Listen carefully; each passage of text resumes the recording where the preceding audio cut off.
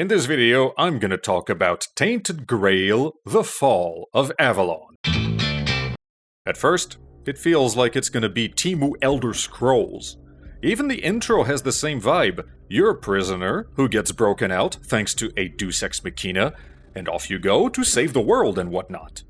The dungeon you're in serves as the mostly tutorial level, so you get railroaded into situations that teach you combat, stealth, and all that cool jazz.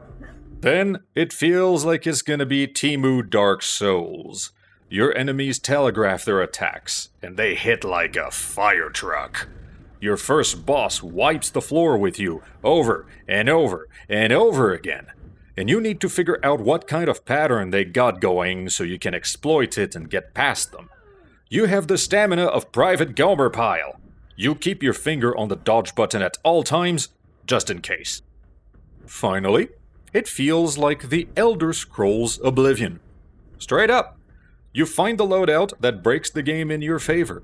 You figure out what kind of unrealistic bullshit you can get away with. You exploit a rescue on death mechanic because you are convinced that there is something interesting at the bottom of this pit. You climb a mountain you have no business climbing, but this rock over there has a pretty shallow angle, and you are convinced in your heart of hearts that you can make it up there, just to enjoy the view. Okay, I want to offer a hint so that you know you aren't crazy. The starting dungeon is brutal as hell. Stick with it. It gets better. Yeah, everything you run into can pretty much one-shot you at first. There's even a bit where you confront an enemy without a weapon to defend yourself with. I think you're supposed to dash ahead of your foe and pick up the dagger that's a little further down the corridor. You're practically defenseless until you hit the big reveal of the intro, and then you can backtrack and explore the place for everything it's got. Because if you try to confront the boss right away, you're gonna eat shit. Melee is a terrible idea against it. Dodging does not appear to work. If you want to quit now, I understand. I had the same thought. I had to look up how I was supposed to defeat that thing, and I sure as hell found it a bit too much for a game I'd only gotten used to an hour ago. You know what you're supposed to do? Before you do the boss, you're supposed to backtrack and really explore the place.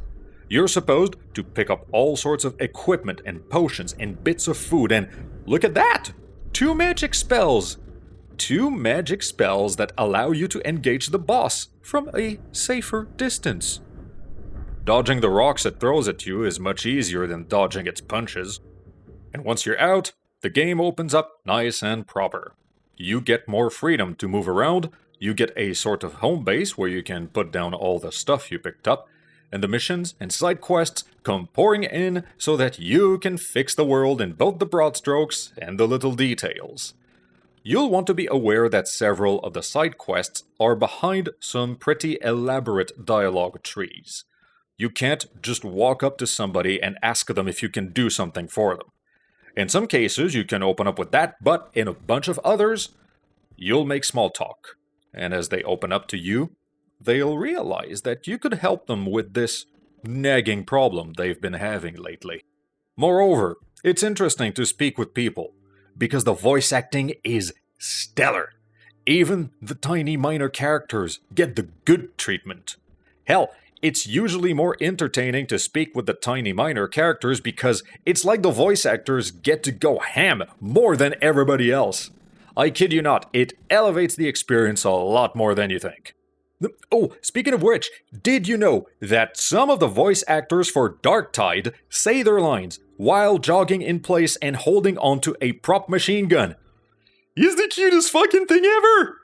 I know I just took a hard right into another video game, but I don't give a shit. I just had to mention it. Go look him up. I'll put the link in the description below if I find it.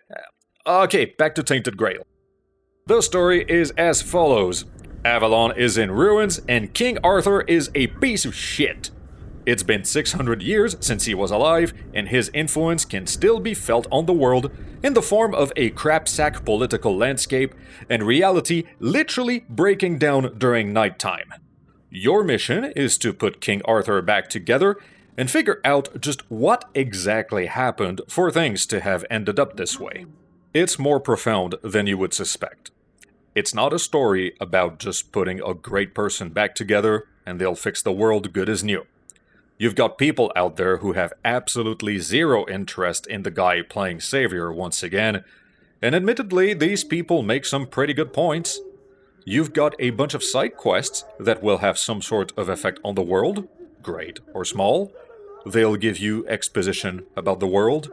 They'll have unexpected outcomes sometimes. And better yet, the game won't tell you whether you've made the correct choice or not. Let me expand on this. Nowhere in the game is there anything to indicate whether you are doing well or not. You have skill checks in conversation. You are not told whether you succeeded the check or not. You have to infer the outcome out of what the character tells you, and surprisingly often, there's still a lot of doubt hanging in the air. You even get skill checks where the success rate is deliberately, explicitly withheld from you. I like it. It feels more immersive that way. And I think it staves off the urge to load a quick save just to try and get everything perfect. The world isn't perfect, and neither are you.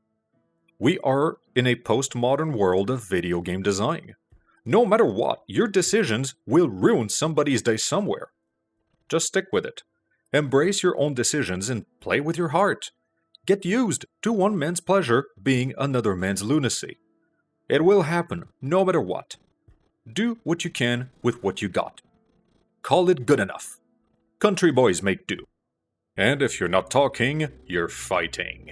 The open world is filled with bandits, animals, and supernatural creatures just waiting to be loot piñatas for your fortune. And because the first boss taught me that spells were OP, I ended up doing a mage build.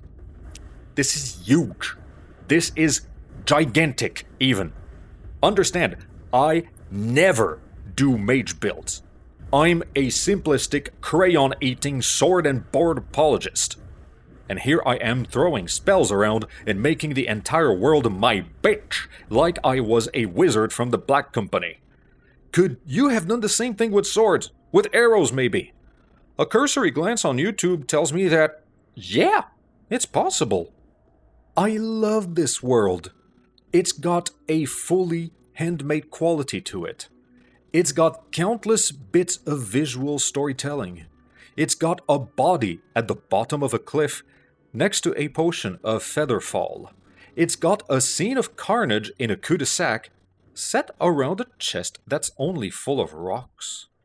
It's got a bandit who held on to a vow he's made when he was 7 years old. It's got a vast, empty field of nothingness, aside from the countless tree stumps. More than that, it's got treasures. It's got chests that you can dig out of the ground in nooks and crannies everywhere. It's got dungeons that are all unique from one another, and they each contain a tidbit or a piece of loot that could be useful. The dungeons are not copy-pasted. They're not generic. They don't give out a random piece of whatever generated on the spot. You make it to the end of one, you find a sword or a spell or a piece of armor with a particular name that you will never see anywhere else, and a human hand put it there. It makes every dungeon worthy of exploration.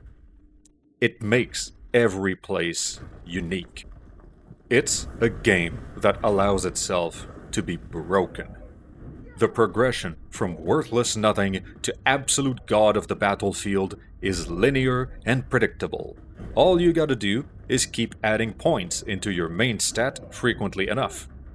It's a game that takes itself seriously enough to paint an interesting world, and it knows to loosen up only just enough to show that it's not 10 miles up its own ass. It's a game that rewards shenanigans, and if your winning formula makes you one-shot everything, good on you! Most important of all, it's a video game that remembers. it's a video game.